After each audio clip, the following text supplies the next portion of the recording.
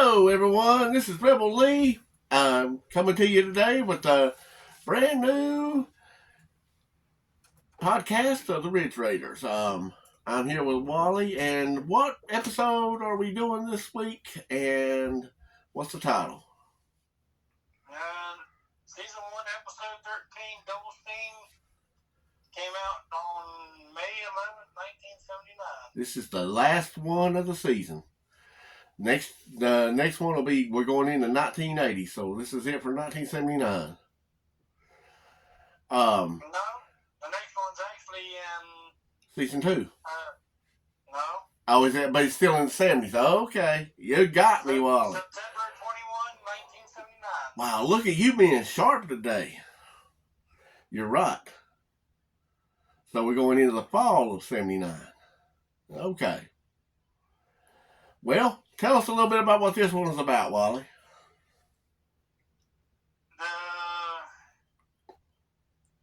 Pretty much guys dressing up as different costumes to rob banks. Yes. Do you know who they were in the costume? I watched this show. I'm a geek. I actually did watch this when I was a kid, and I thought they were hilarious. I think it was Laurel and Hardy. It was. Absolutely. So let me ask you something, Wally. If we were going to rob a bank, would we be would we dress up as Donald Trump and Joe Biden? B, Dogman or Bigfoot? Or C, Hulk Hogan and the Ultimate Warrior? I have to go with C for us. Okay. And I think I'd like to hit something a little bit more bigger than Hazard County Bank. Yeah, really. So, how much property damage was done in this right here episode? Well, it starts out with someone ramming into the General Lee, and you can see all the damage down the whole side of it. That almost made me cry. That did. I saw all of that. The and they dancing. put the General Lee in a ditch. I know. As good as drivers as they were, that they let that scrub do that. That was crazy. I did notice one thing, and I want to point this out. The headlights on the General Lee was on in this episode, and there's only going to be one other one. Let's just say this one right here was more realistic than the other one when we see the headlights come on. Because the next one has aliens involved. So, look forward to that. Now you just ruined it for me. Oh, well, daggone. But you don't know what episode it'll be, or when it'll be. Yeah. Well, yeah, I'll put that episode up right up there with that piece of crap, Indiana Jones and Shia LaBeouf in it. Oh, yeah. That one. I almost forgot about it. Thanks for reminding me. No. Yeah, I loved all the Indiana Jones except for that one. What the hell they were thinking? What about the new one? Not thinking very well. So you actually like this, the one that was released a few years ago? I haven't seen the one. Okay, you might want to hold on that right there. You might have that might come in second place after you watch this one. I haven't seen it either, but I've heard bad reviews on it, so I don't know. The first three were good. Oh, yeah. So here's a little trivia, Wally. Which actor had a birthday the day that this episode was filmed? Yeah, that I have no idea on. That'd be the one and only Uncle Jesse. And you want to know something else that was the first time and only time in all of the rest of these Dukes of Hazzard? This is the only time you see Uncle Jesse with glasses. It's the only episode. So, nice little tidbit there, if you care. So anyways, okay, so these guys dressed up as Laurel and Hardy. They got their RV, and the other dude, he basically gets himself thrown in jail and acts like a... Now, here's the thing. Now, did you see how he got himself thrown in jail? Yeah. Yeah. Starts a fight with him, and then Roscoe fires his gun He sure does, because he wouldn't stop the first time. Roscoe ain't gonna play, man. He's the sheriff. But yeah, I saw how he got thrown in there. Yeah, but thankfully they did not read the Miranda rights again. Enos ain't too good with that. I don't think he ever got it right. I don't know how he made it to California and was such a great cop. But here's my thing. Okay. Here's my thing. That doctor had a lot to be desired. I mean, he reminded me of somebody. I can't put my mind to who it was.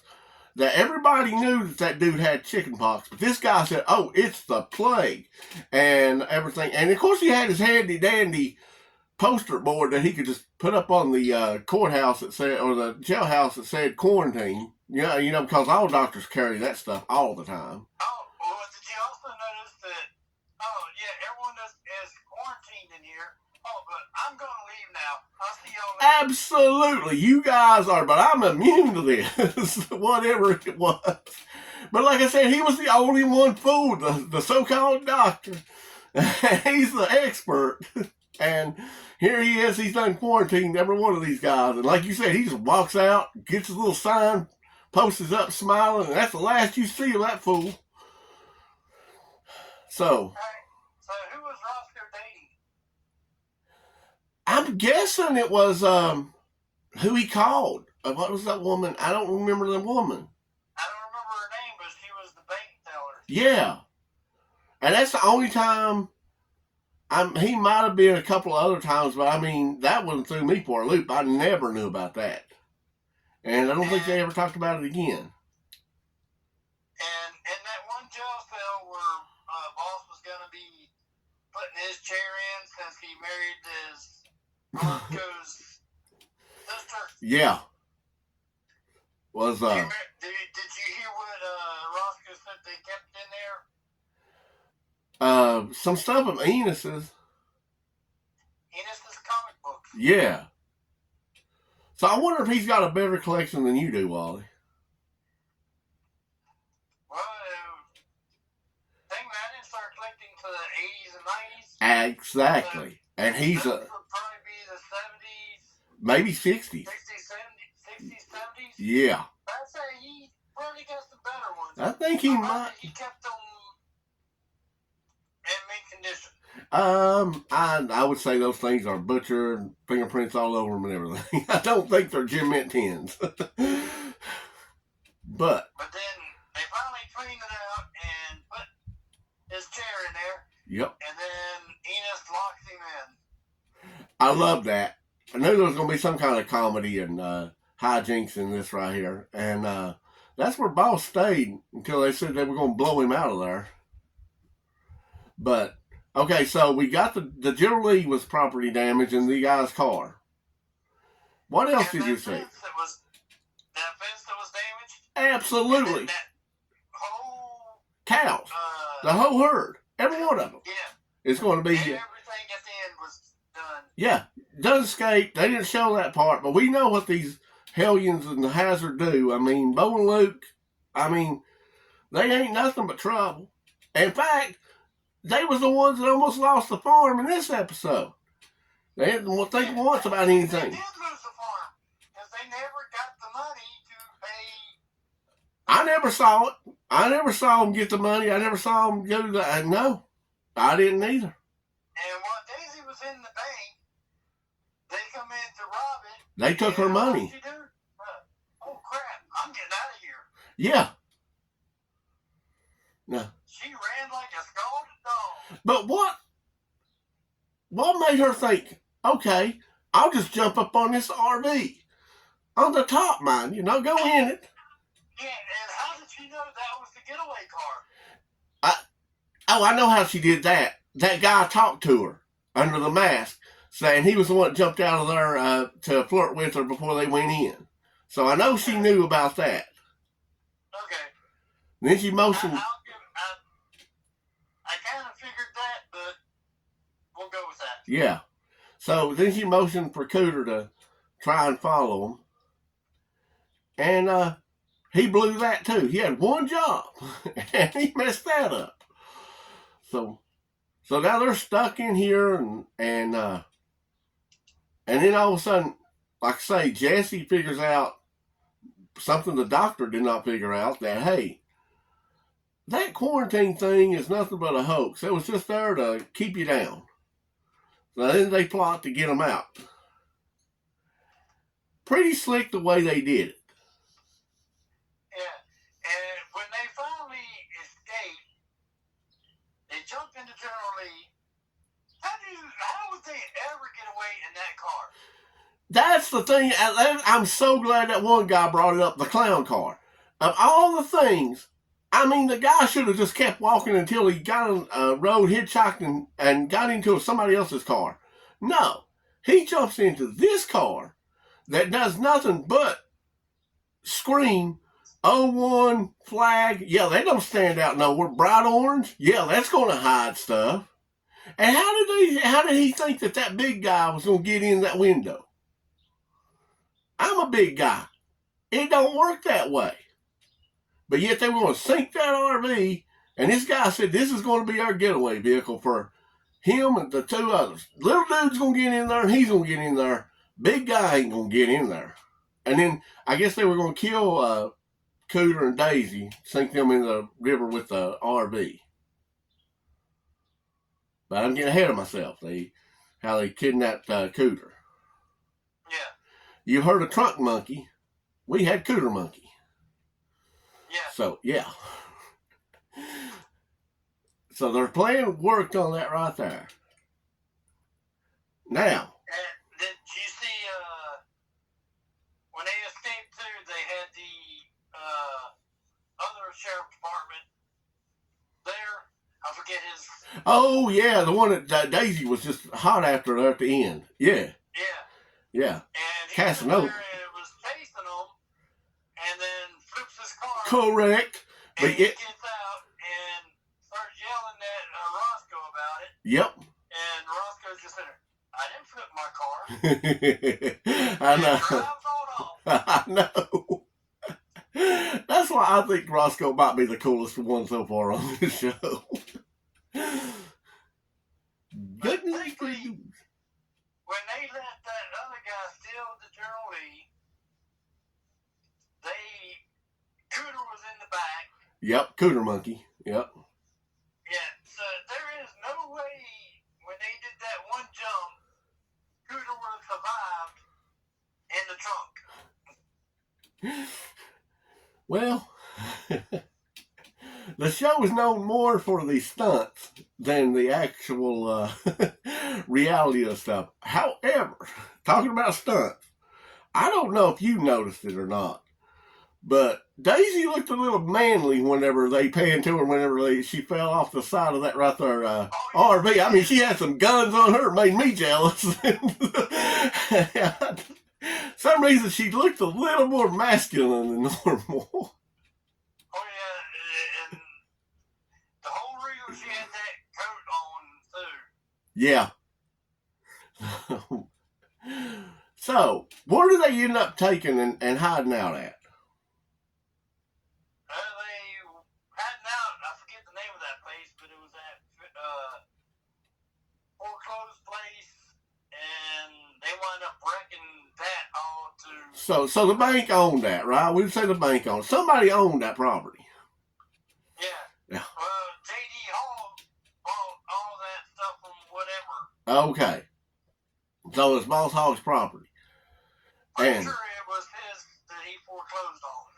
And instead of sneaking and maybe arresting the guys kind of as they come out the door, well, you know those good old boys ain't going to do that. They ain't going to pass up an opportunity to, blow some stuff up and take a car and run it down or whatever they need to do. So, is that exactly what they did? That's exactly what they did. Is it? There has to be major property damage done on all that stuff.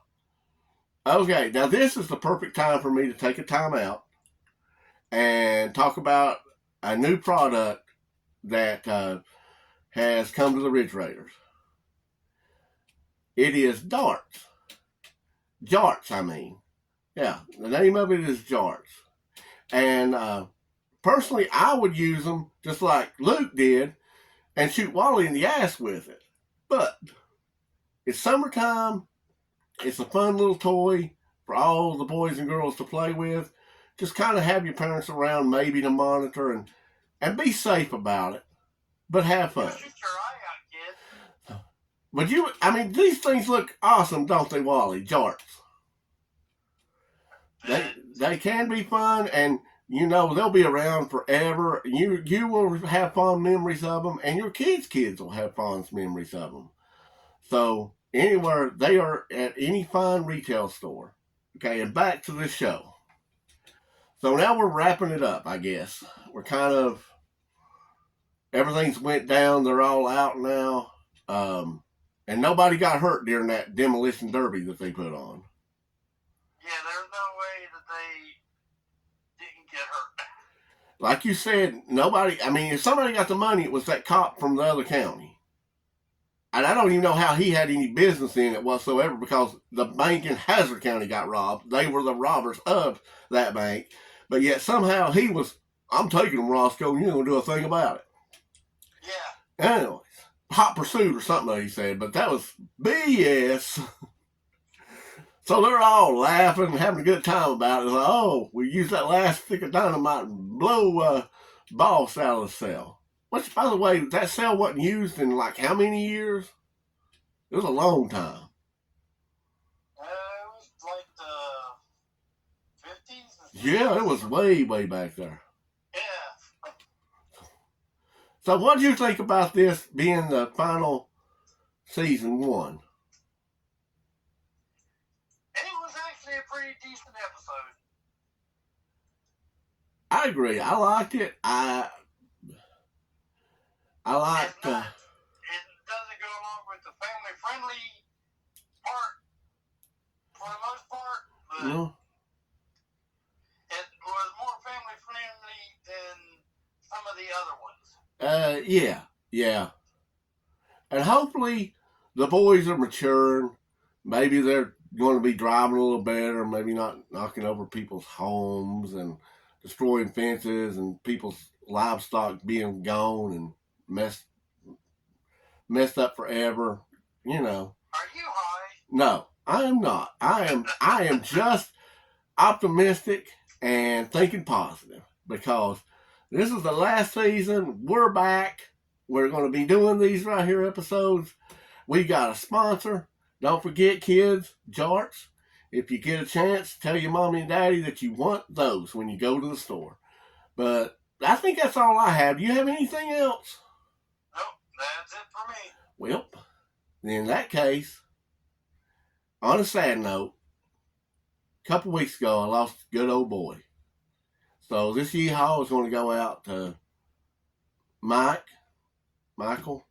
I'm going to miss you, and also to his wife and 2 children. So until next time, keep it between the ditches and yeehaw!